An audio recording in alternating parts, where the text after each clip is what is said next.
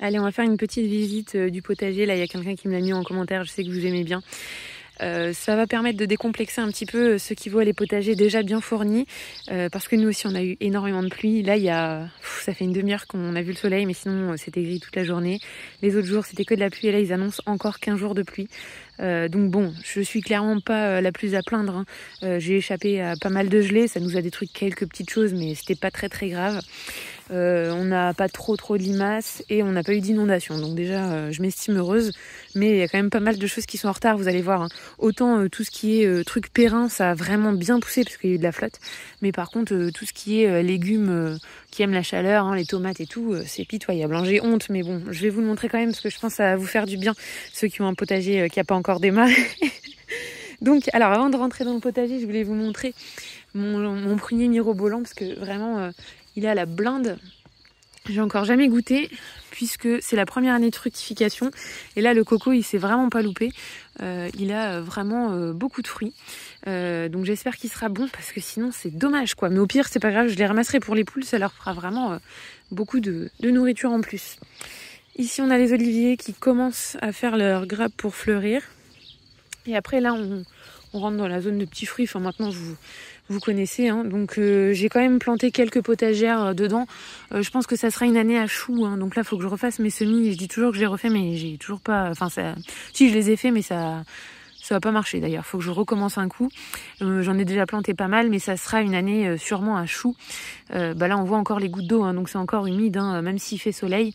Donc là, il y a des choux, il y a quelques aromatiques. Celle-ci, je l'aime bien. C'est de l'origan, mais de la variété gold. Donc on le voit bien, vous voyez, les feuilles, elles s'illuminent dans le jardin, donc c'est sympa. Puis après, là, on a de la vigne qui grimpe sur ça, là. Et en fait, là, c'était la zone rhubarbe et fraises. J'associe, c'est direct dans le pot de confiture. Voilà, donc ensuite, là, c'est des arbres fruitiers. Celui-là, il a rien pour l'instant. Là, on a les nachis. Cette année, entre le gel et la flotte, la pollinisation a été mauvaise. Donc, il y a quelques fruits, mais moins que l'année dernière. Ensuite, ici, on a tous les framboisiers. Ça, par contre, il y a eu la blinde de... Attendez, je vous montre. Il y a eu la blinde de fleurs. Les abeilles, elles étaient toutes dessus les rares fois où elles ont pu sortir. Alors, les abeilles, c'est pareil, hein, c'est catastrophique, hein. J'ai perdu une ruche et là, il y a 0 miel, hein. C'est vraiment... il a fait que flotter, donc elles peuvent pas sortir. Donc, elles ont consommé tout ce qu'elles ont produit. Et j'ai même dû leur redonner de la bouffe, hein. Donc voilà, donc là en gros les framboisiers, nickel, je pense que ça va aller. Là on a que du framboisier et de la mûre. Des petits arbres fruitiers au milieu, enfin des arbres fruitiers un peu sauvages, hein, ça c'est un efflier. Donc voilà, je le taillerai pour qu'ils deviennent pas trop gros, sinon c'est vraiment un gros buisson, hein. Là on a encore du framboisier, j'en ai mangé tout à l'heure, mais voilà, il y en a qui vont encore donner. Et ça c'est cool parce qu'il n'y a pas trop de travail de désherbage et compagnie, parce que ça prend toute la place. Par contre il y a un travail de taille des rameaux qui sèchent, quoi. Puis je les refous au sol, donc voilà, c'est assez tranquille cette zone. Là il y a un petit noisetier. Là ça c'est mon spot de mélisse pour les tisanes. Et là il n'y a que du petit fruit, hein. Donc là on a du cassis. Là, ça, c'est de l'épine vinette. Ils sont où les fruits? Ils sont où? Ils sont là, en formation. Là, on a du poivre. C'est pas du poivre du Sichuan, c'est le poivre du Tibet, celui-ci. Mais pour l'instant, j'ai pas eu de fructification, donc je peux pas vous dire. Il y a que le poivre du Sichuan qui fonctionne. Là, qu'est-ce qu'on a? Là, on a du cassis. Mais cette variété, elle est pas ultra productive. Je sais plus laquelle c'est. Là, on a des groseilliers à macro, voilà. Et puis sinon, là, c'est vraiment que du framboisier. Donc en gros, à taille d'homme, au bout des lianes, il y a les fruits. Puis en dessous, c'est que de la mélisse. Ça permet de pas trop avoir à désherber. Et je cueille pour les tisanes. Et puis après, pour la récolte, même si je marche sur la mélisse, c'est pas grave parce que il y en a tellement que je m'en fous complètement. Et d'ailleurs, la mélisse, je m'en suis servi pour nourrir les chevreaux là quand ils étaient malades. C'était les premiers trucs qui sont sortis. Donc ça, c'était bien pratique. Ça soulageait bien leur maux de ventre. Ensuite, pareil, là j'ai mis des choux, mais c'est vraiment pour occuper la place parce que là il n'y avait rien, puisqu'en fait j'ai fait des petites boutures de cassis. Donc vous voyez, c'est ça. Donc là par contre, il y a un petit peu d'attention à faire, c'est arracher au pied et je le mets là. Mais bon, vous faites ça 3 fois dans la saison, là, quand c'est en train de pousser. Ça leur permet de garder la tête hors de l'eau, on va dire. Et ça, en fait, après, quand ça aura poussé, j'aurai plus besoin de mettre des choux. Mais en fait, la nature a horreur du vide. Hein. Si vous mettez pas des trucs, c'est les adventices que vous voulez pas qui vont pousser et qui vont prospérer. Donc moi, quand il y a un vide, je plante un truc qui est pas périn, quoi. En attendant que le vivace prenne son ampleur. L'idée, c'est que dans cette partie-là, on est juste à couper et enlever, mais qu'on n'est plus trop à tailler, je veux dire, mais qu'on n'est plus trop à enlever de mauvaises herbes, quoi, qu'il n'y en ait pas trop qui poussent. Après, là, nous avons encore une variété de cassis. Tout ça pousse bien. Là, on a les pommiers. Ça, c'est la variété que j'aime bien, vous savez. Je l'ai greffé d'ailleurs, ça a marché. Je suis super contente. Hop. Va falloir que j'enlève. Ouais, en général, il tombe tout seul, hein. Mais ouais, voilà, je pense qu'il serait tombé tout seul. Mais là, j'enlève quand il y a des petits fruits qui sont un peu petits, quoi, pour que ça se développe un peu mieux. Mais souvent, ça tombe tout seul, donc j'attends un peu. Et puis après, j'enlève s'il y en a qui sont abîmés et tout, pour vraiment que ce soit que les plus jolis qui profitent. Ensuite, là, on a de la Granny Smith. Ça aussi, ça, vous connaissez parce que je vous l'ai montré plein de fois dans les tours du jardin. Et là, on a les fraisiers. Tout ça, c'est que du fraisier. Et on a eu une bonne récolte quand même, parce qu'au final, on a beaucoup de pieds de fraisier, mais c'est pas terrible par rapport au nombre de pieds qu'on a. Il y avait énormément de fleurs et ce temps-là ne leur a pas plu. Il y a eu beaucoup de pertes. Les fruits sont tombés verts. Enfin, je sais pas en fait si c'est l'humidité qui a fait tomber les fruits ou si c'est plutôt un animal, mais je vais essayer de vous trouver pour vous montrer. Alors attendez, où c'est qu'on voit des petits tas? En fait, il y a des petits tas de fraises, voilà, des choses comme ça en fait, des petits tas de fraises regroupées les uns avec les autres. C'était pas des fraises mûres, c'était que des fraises vertes. Et il y a plein de petits tas partout comme ça. Par exemple là aussi, dans le petit trou, voilà, il y a plein de petits tas de fraises. Et donc j'ai perdu, je pense, plus des 3/4 de la récolte, alors qu'il y avait vraiment beaucoup de fleurs, quoi. Donc j'étais un peu dégoûtée, quoi. Mais sinon, j'arrive à récolter un saladier à peu près tous les 2 jours. Mais franchement, ça aurait été une très très bonne récolte. Si ça avait marché, ça aurait été exceptionnel.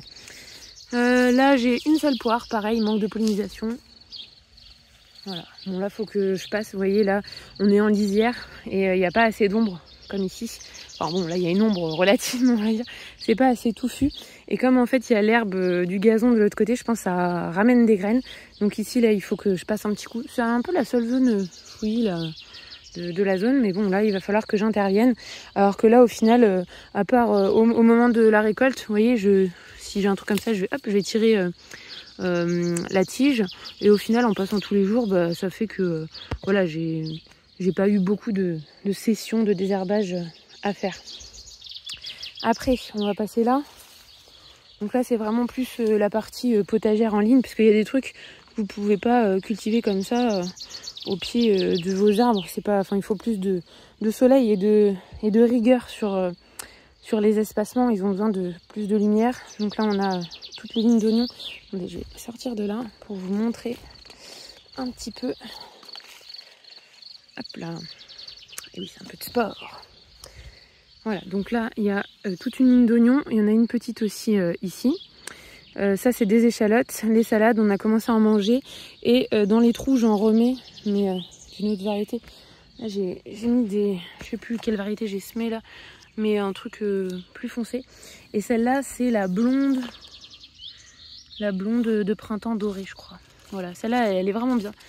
Bon, pour l'instant, c'est pas monté à graines, mais bon, en même temps, il fait pas encore super chaud. L'ail, pas l'ail, l'échalote, elles étaient très belles. Et là, elles commencent à jaunir. Je pense que c'est le trop d'eau. Mais elles étaient pas mal au départ. Donc, je sais pas ce que ça va donner. On verra bien. Ici, là, c'est les poireaux et les carottes. Alors, je sais pas si vous avez vu, mais c'est la première année où j'utilise une irrigation. Parce que là, on commence à avoir vraiment beaucoup d'animaux, beaucoup de surface. Et on a moins le temps de tout gérer, quoi, comme avant. Et comme on a de plus en plus de mois de sécheresse, sauf cette année bien sûr, Je m'étais dit, bon, on va peut-être quand même mettre en place des choses un peu plus simples. Au final, je peux pas vous donner de retour puisque je m'en suis servi qu'une fois puisqu'il a fait que pleuvoir. Donc voilà, toujours est-il que là, les carottes ont bien levé avec un temps pareil. Donc c'est vraiment un temps à choux et à carottes. Voilà. Ensuite, là, on a toute une ligne d'asperges d'Argenteuil. Là, je sais pas si vous voyez, je vais zoomer. Voilà, là, il faut que je récolte. Moi, je les récolte quand elles font cette taille, là, juste avant qu'elles s'ouvrent. Et je m'en fous qu'elles soient pas blanches. Je les trouve meilleures comme ça. Je les fais à la vapeur pendant 20 minutes. Et puis après, voilà, très très bon. Alors, je tente un truc cette année. Attendez, je joue des zooms. Je tente de couper la tête des pieds qu'on va laisser parce qu'ensuite sinon ça fait des grandes tiges, ça prend beaucoup de place et ça verse et donc ça gêne le passage. Donc là ce que j'ai fait, j'ai taillé pour qu'elles puissent quand même faire leur photosynthèse. Je sais pas si ça va trop les affaiblir et que l'année prochaine ça sera nul le rendement, mais en tout cas on va essayer comme ça. Et attendez, je vous rezoome, vous voyez, donc là par exemple les asperges sortent au milieu, mais autour en fait j'ai planté des haricots nains. Pour que ça occupe la place au sol, donc qu'il n'y ait pas d'enherbement et que ça évite en fait d'avoir une ligne qui donne que au mois d'avril, mai, juin et puis qu'ensuite ce soit des grandes fougères parce qu'en fait après ça fait ça, vous voyez, ça c'est une fougère qui devient mature quoi. Donc ça c'est un peu pénible à gérer, après ça se couche de ce côté et voilà. Donc ici c'est des poivrons et ils sont tels que je les ai plantés carrément, hein. Ça fait 1 mois et demi qu'ils sont là, ils n'ont pas bougé. Peut-être 1 centimètre, mais franchement ils ont beaucoup de mal, si bien que j'ai laissé quand même quelques vieilles patates qui ressortent tout seules. Je les ai laissées parce que je me suis dit au moins s'il n'y a pas de poivron il y aura des pommes de terre. Donc voilà, ensuite on va passer de l'autre côté là sous les kiwis. Là ils sont bien en fleurs maintenant, donc ça c'est bien un kiwi femelle. J'ai eu la confirmation. Ici on a un kiwi. Et normalement c'est un femelle aussi. Il y a les petits fruits mais je pense qu'ils vont tomber parce qu'ils n'ont pas eu de pollinisation. J'ai pas de mâle. Ici on a une vigne, elle a gelé, il y a quelques grains vous voyez qui sont noirs dans les grappes. Mais je pense que ça va quand même donner quelques raisins. Là c'est les petits pois, pour l'instant on n'a pas fait de récolte. Mais ça va bientôt venir je pense. Et là je sais pas s'ils sont en train d'attraper une maladie ou quoi, mais ils jaunissent un peu de ce côté. Voilà, j'ai mis le filet à mouton pour le réutiliser, mais en fait ça mériterait un piquet intermédiaire, parce que vous voyez que c'est en train de tomber, et ça mériterait aussi qu'on le double avec un filet un peu plus haut pour que ça tienne en hauteur, parce que là il y a trop de points en fait, c'est en train de se verser. Ceux-là ils tiennent, je ne sais pas pourquoi. Ah oui, ceux-là je les ai plantés après les autres, donc sûrement qu'ils sont moins fragiles. Mais en tout cas vous voyez ça fleurit, ça va donner. Après les petits pois j'ai mis quoi là, 6 mètres linéaires. Je suis pas fan du petit pois au point d'en planter plus. Mais voilà, ça donne bien. Là, le palox, celui-là, je l'ai rempli avec chou, salade, oignon. Mais voilà, celui-là, il a encore rien. Non, celui-là, il a encore rien. Juste des poivrons. Là, je vais tout enlever et semer. Ça, c'est ma crotte de poule que je vais mettre au pied de ce qui en aura besoin. Ensuite... ici, allez, c'est là que vous allez être contents là. Ceux qui sont en galère de potager, vous allez être contents. Ça c'est ma ligne de tomates. Elles sont vraiment ridicules. J'ai honte. Là j'ai vraiment honte de l'état du potager parce que d'habitude à cette période c'est rempli, tout est grand. Et là tout est minuscule et tout est tout juste en train de sortir quoi. Alors par contre les adventices, il n'y a pas de souci. Avec cette température, ils se portent à merveille. Mais alors les tomates, voilà. Alors c'est un peu poussé par rapport à quand je les ai plantées, mais ça a vraiment du mal. Les salades par contre ça pousse. Ici il y a quelques carottes, quelques oignons, mais ceux-là, les oignons c'est un thé, d'habitude les autres là que vous avez vu, les grands, je les ai plantés à l'automne, mais souvent ça monte à graines, et ceux-là je les ai plantés bien plus tard, je sais plus quand, mais très tard au printemps, pour voir si c'est mieux, mais vous voyez ils ont un gros retard là, donc je sais pas si c'est le manque de chaleur, mais ils ont un petit retard. Et les carottes là j'ai pas fait, enfin si j'ai fait en ligne au départ, et puis après il y a une taupe qui est venue faire un gros trou, on m'a tout étalé, donc j'ai plus de ligne.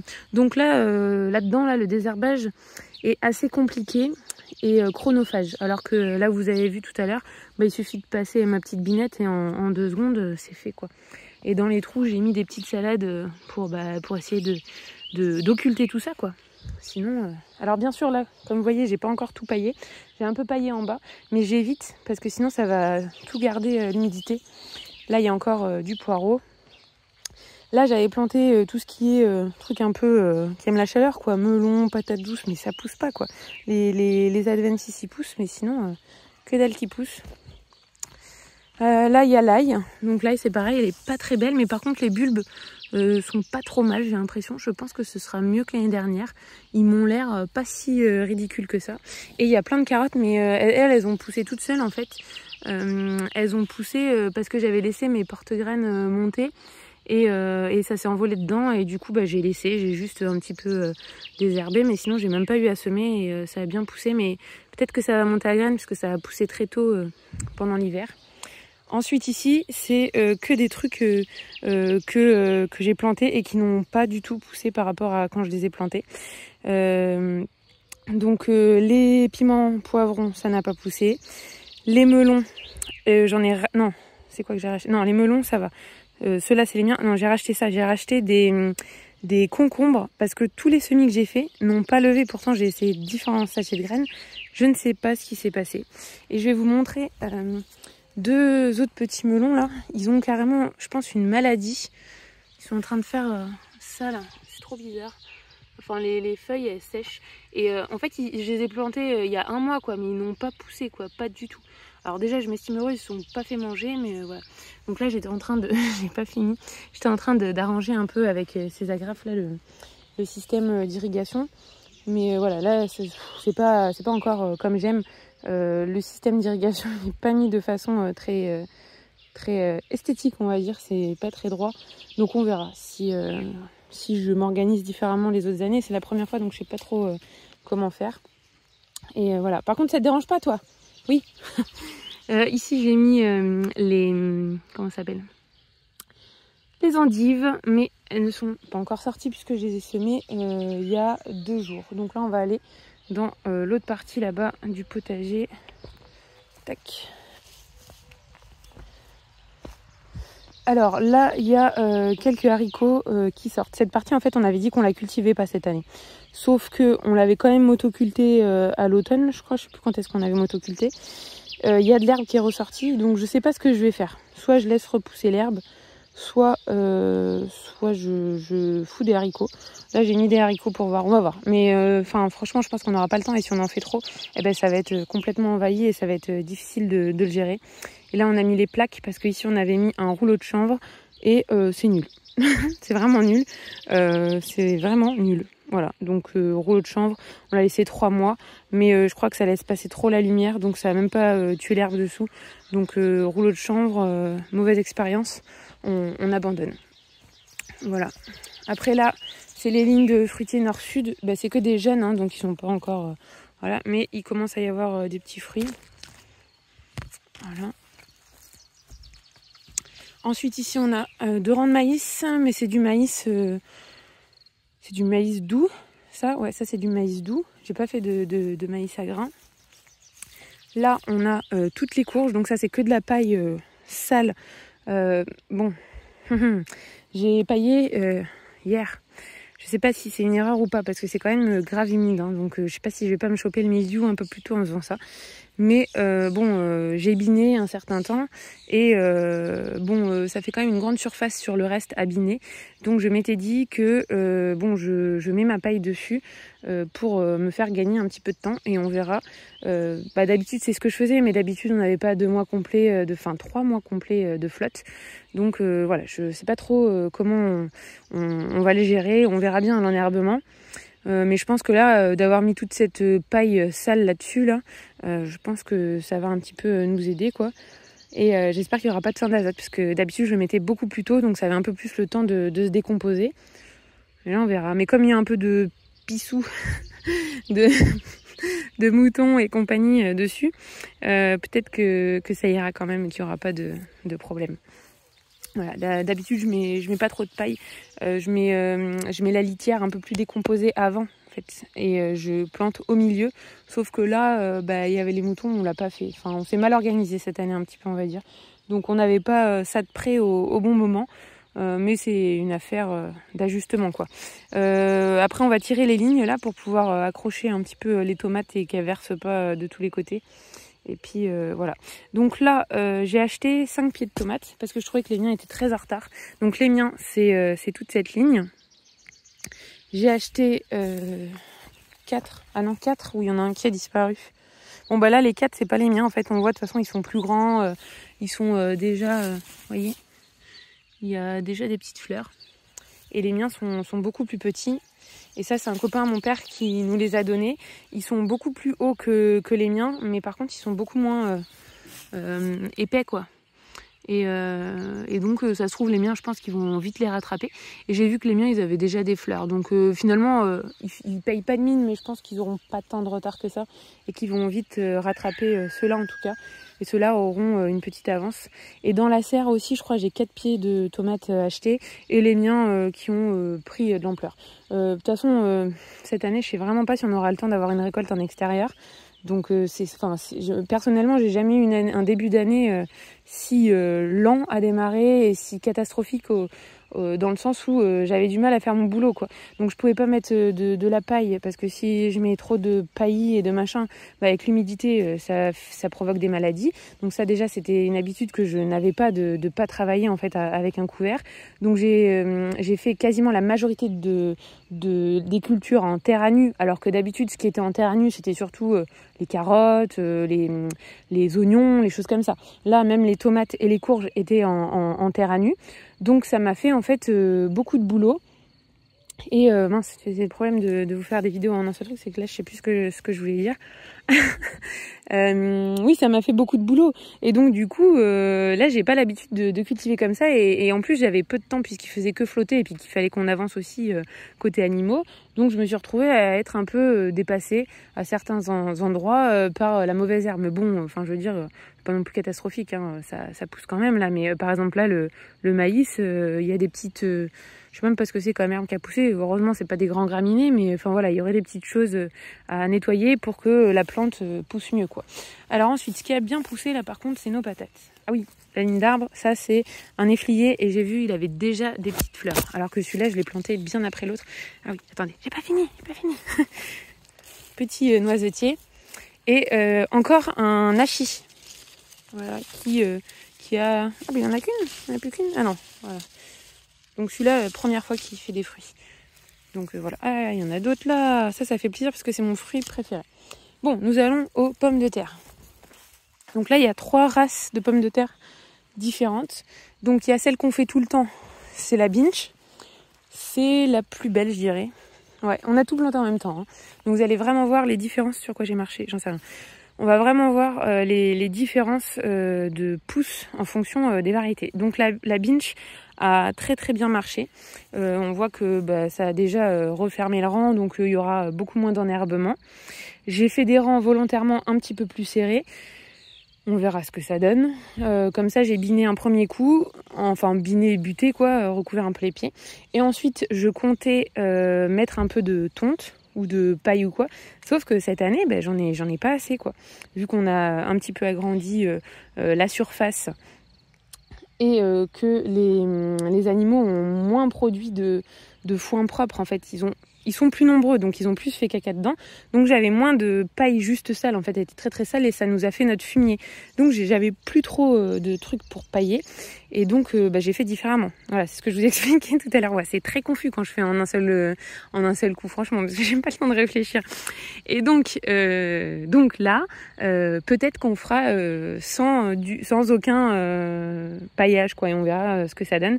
Ce qui me fait un petit peu peur, c'est l'été. Quand il va faire très très chaud et que le feuillage va un peu sécher, parce que nous on a une terre sableuse, elle retient pas l'eau. Quand je paille, ça retient beaucoup l'eau et ça les aide en fait à garder leur hydratation. Là, ça risque de sécher dur. Mais bon, donc les Binch sont très très belles, sont très très bien. Ici, c'est de la Rosabelle. Elle est beaucoup moins haute et on voit que là du coup je vais avoir à repasser un deuxième coup pour le butage et pour le désherbage en fait parce que les rangs ne sont pas, enfin vous voyez, on voit la terre quoi, donc les herbes vont repousser et ça risque d'étouffer entre guillemets les pommes de terre. Donc là je sais pas trop Ouais, ça arrête. Ouais, là, je sais pas pourquoi. Si, je sais pourquoi. Donc là, c'est encore de la rosabelle. Mais ici, je crois on avait mis un peu plus de fumier. Donc elles sont plus hautes que juste à droite. Ouais, je sais plus. Bon, en tout cas, là, c'est encore de la rosabelle. Et ici, on est sur de la Sephora qui est censée résister au mildiou. Sauf qu'on voit qu'elle a galéré à pousser. Il y a des trous. Et elle est beaucoup moins haute, enfin vous voyez clairement la différence quoi. Là on voit les rangs, alors que ici vous ne voyez pas du tout les rangs. Donc en fait la Sephora elle résiste au mildiou mais elle pousse moins bien. Après bon sur la parcelle il y a des zones où il y avait un peu plus de fumier que d'autres, donc ça peut être aussi dû au manque de fumure. J'ai pas trop voulu mettre de fumier ici parce que si vous mettez trop de fumier sur les pommes de terre, les tomates et tout, ça va faire beaucoup de feuillage, beaucoup de verre quoi, et c'est pas pour ça que vous aurez, en tout cas la première année hein, quand c'est peu décomposé, c'est pas pour ça que vous aurez plus de pommes de terre, mais par contre vous risquez d'avoir plus de maladies. Donc voilà. Mais au niveau pommes de terre, je me plains pas trop. Il n'y a pas eu un seul dorifort pour l'instant. Après moi j'en ai jamais. Alors j'en ai 5 en début de saison, mais comme je passe tous les jours en fait pour regarder, les ramasser, eh ben je dois éliminer les trucs et ils se reproduisent pas en fait. Si vous passez vraiment tout le temps et que vous ramassez les premiers qui arrivent, bah vous en avez pas. Sauf si justement vous avez des voisins qui ne les ramassent pas et qui laissent pulluler le truc. Mais nous, comme on est en plein milieu de la pampa, bah voilà, il y a que moi qui fais des pommes de terre là. Donc j'ai pas, en tout cas pas pour l'instant de soucis de dorifort. Alors qu'il y a des gens que je connais autour de moi qui en ont. Donc voilà. Et pour l'instant pas de mildiou, mais je me questionne vraiment cette année. Vu que c'est une année exceptionnelle, est-ce que si je constate des traces de mildiou, est-ce que je vais pas mettre un peu de bouillie bordelaise? Puisqu'en fait, moi, ce qui me dérange dans l'emploi de la bouillie bordelaise, c'est l'accumulation au fil des années en fait du cuivre dans le sol. Et puis en plus, nous, on est juste au-dessus du ruisseau. Oui, tu me laisses parler. On est juste au-dessus du ruisseau et on a un sol très drainant. Donc je me dis, est-ce que en faisant ça, ça va pas tout foutre dans le ruisseau? Enfin bref, je me pose plein de questions. Mais c'est vrai que si c'est une seule année, parce que cette année est vraiment très particulière, je pense pas que des années comme ça, on va en voir beaucoup, où on a 3 mois de flotte en début de saison comme ça, de potager. Je pense pas que ça se reproduira, donc je me dis, est-ce que ça vaut pas le coup cette année de sauver une récolte, sachant que l'année dernière, on a déjà eu des problèmes de récolte de pommes de terre à cause des cerfs et compagnie. Ouais, là, elles ont décidé d'être pas coopératives et il y a même un avion. Vous voyez pourquoi les cuts c'est important, le montage. Et ben tant pis, vous aurez l'avion, vous aurez les vaches. Et oui, donc sachant que l'année dernière, on n'a pas énormément comment dire, on n'a pas eu notre quota de pommes de terre, on s'est économisé. Donc cette année, on aimerait bien sauver la récolte, quoi. Voilà. Après là c'est une partie qu'on s'est pas occupée parce que c'est autour des ruches et ça nous a fait déjà beaucoup avec les animaux et tout cette année. Donc on fait vraiment par étapes, on colonise par étapes. Donc là il y a encore des arbres fruitiers qui sont mis. On se contente en fait de nettoyer au pied de l'arbre et de mettre la tonte en fait là.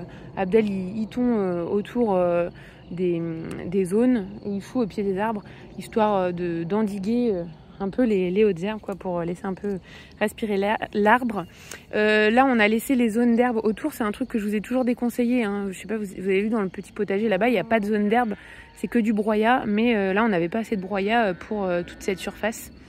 Donc on a pour l'instant laissé l'herbe et on n'a pas non plus retourné la terre sur toute la surface parce que ça aurait fait trop pour une année en fait. La première année où vous cultivez un terrain, c'est très dur parce que vous allez avoir pas mal de mauvaises herbes qui vont repousser beaucoup plus facilement parce qu'il reste des racines, etc.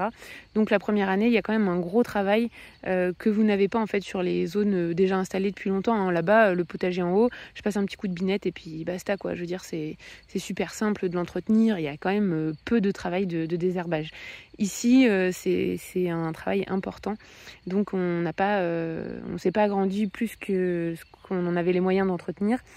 Mais à terme, j'aimerais qu'en fait, en gros, il n'y ait plus du tout de zone d'herbe comme ça parce que ça recolonise votre plate-bande, ça fait des graines qui vont réensemencer votre terre et puis voilà, c'est pénible. Donc c'est pour ça que dans l'autre partie, là-bas, il n'y a plus aucune zone avec de l'herbe comme ça. D'ailleurs, j'avais dit à Antoine le potagiste et cette année, je crois que il fait pareil, il met plus aucune zone d'herbe et il en est content. Et vraiment, Ça, essayez, ça va un petit peu vous changer la vie. C'est pas pour ça que vous aurez moins d'auxiliaires. Hein. Nous, il y a un petit hérisson qui se déplace partout. Il n'a pas besoin d'herbe pour se déplacer, vous inquiétez pas. Au contraire, hein, vos cultures, c'est aussi des abris pour la biodiversité. Hein. Pas la peine de paniquer parce que à la place de votre herbe, vous avez mis du broyat ou autre chose, quoi. Et le broyat, c'est pas mal parce que pareil, ça retient un peu l'humidité, ça se décompose, ça fait de la vie fongique, quoi. Donc moi, j'en suis contente en tout cas.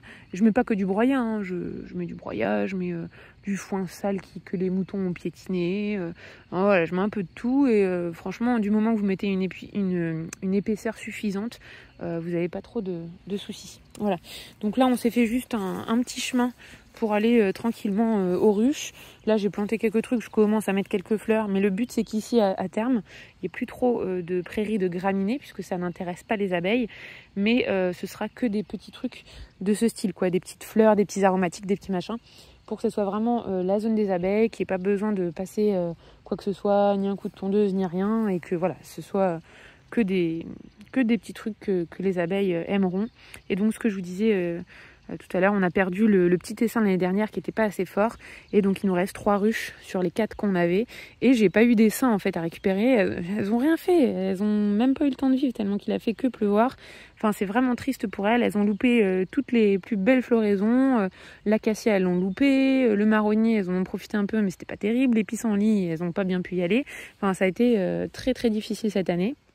Après, heureusement, l'année dernière, on a fait une récolte vraiment bien, donc il m'en reste clairement assez pour au moins 1 an ou 2. Hein. Il suffit que tous les pots que j'ai, là, je les garde et que je les donne pas, et voilà, quoi, on en aura assez pour nous, mais voilà.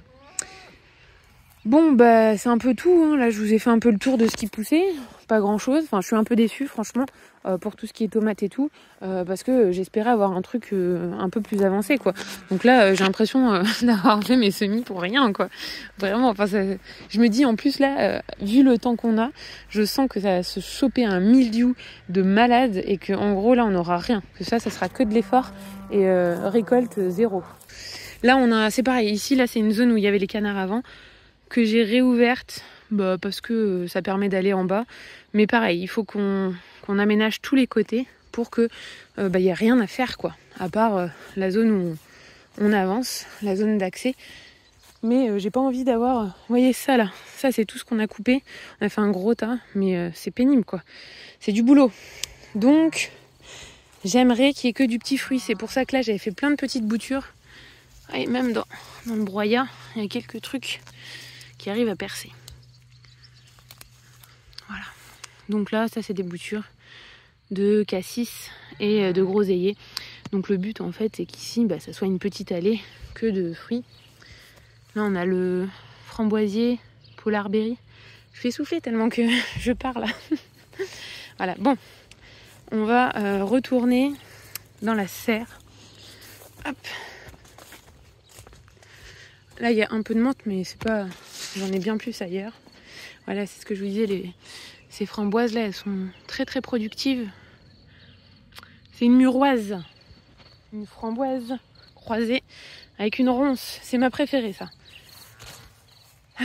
Là, en plus, je l'ai faite suivre là. Donc, elle suit ma petite clôture. Voilà. Et ça, c'est quoi? Des choux brocolis. J'en ai mis 2 là parce qu'il y avait un trou. Toujours la même idée, on comble les trous pour qu'il y ait moins de désherbage, quoi. Quand là la sade elle aura poussé, ce genre de truc, quoi, ça poussera pas. Voilà. Là on a les pavots, il y en a partout que j'ai laissé. Tous ceux qui sont sortis tout seuls là, je les laisse. Et là on a des petits fruitiers que je taille pour qu'ils suivent la clôture, que ça fasse vraiment des petits arbres. Que ça reste petit. Et là voilà. J'ai dit que c'était un poirier? Non, qu'est-ce que j'ai dit? Je crois que j'ai dit une bêtise. Enfin bref, c'est un poirier. Je sais pas ce que j'ai dit avant. Voilà. Et la serre.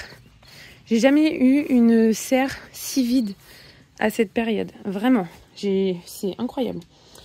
Donc les pieds de tomates, ceux que j'ai achetés, c'est ceux-là. Qui sont grands. Ensuite, il y a ceux-là, c'est les miens. Donc vous voyez qu'ils sont beaucoup plus petits. Voilà, celui-ci, je l'ai acheté aussi. Vous voyez la différence de taille. Ils font le double. Mais pourtant, les miens aussi, ils commencent à avoir des fleurs. Donc voilà. Donc ça c'est que de la tomate beefsteak. Ça c'est les graines que j'ai fait de l'année dernière. Donc j'espère qu'elles sont fidèles parce que j'en ai pas mal et qui sont bien.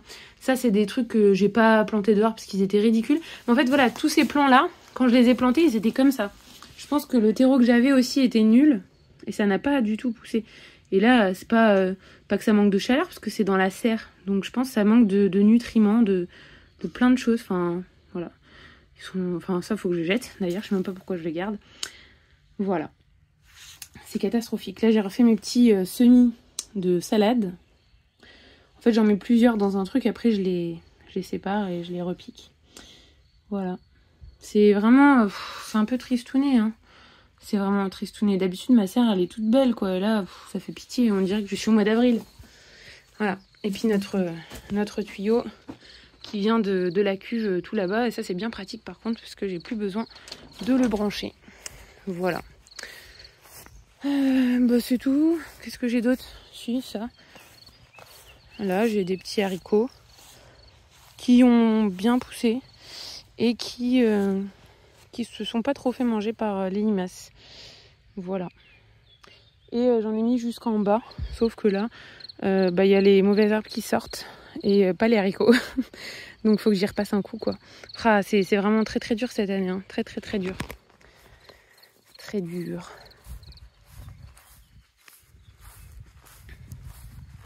On est déjà à 36 sans aucun quête. 36 minutes. Les canards. Là aussi, il y a plein de choses à manger. Oui, je vous ai pas tout montré. Hein. De l'autre côté de la maison, il y a encore plein de fruitiers et tout, mais il n'y a pas de légumes. Quoi. Là, je me suis concentrée sur tout ce qui est potager. Ça, je vous l'ai déjà montré de toute façon quand il n'y a pas longtemps. Donc, ça va donner tout ça. Vous voyez? Là, petite poire. La vigne. Ah tiens, il y a une canne dans le truc là-bas.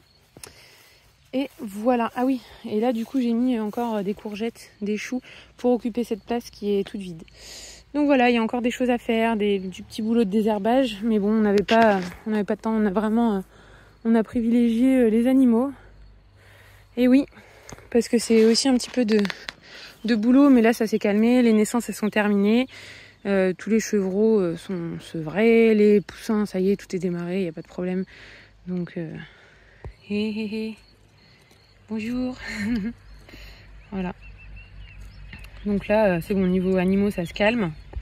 Donc je vais avoir le temps de peaufiner mon jardin pour qu'il soit un peu plus beau que ça et d'arranger un petit peu tout ça. Sinon, le reste... Non, franchement, on est moins dépassé que ce qu'on aurait pu être. Parce que vraiment, avec...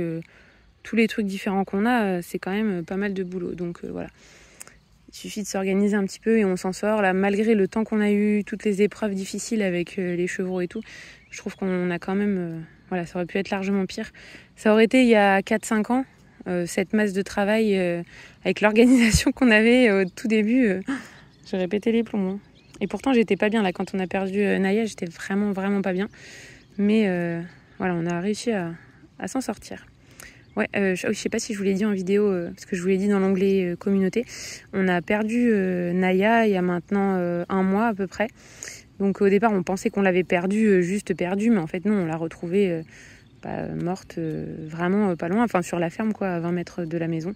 Elle a fait une crise cardiaque. On l'a sortie faire ses besoins à 23h et à 23h10 pour la faire rentrer, elle n'était pas là. Donc plus de Naya. Bien sûr pendant 4 jours, jour et nuit c'était des recherches intenses, fatigantes, éprouvantes, avec la pluie, les chevreaux malades, il y avait tout qui allait mal en même temps quoi.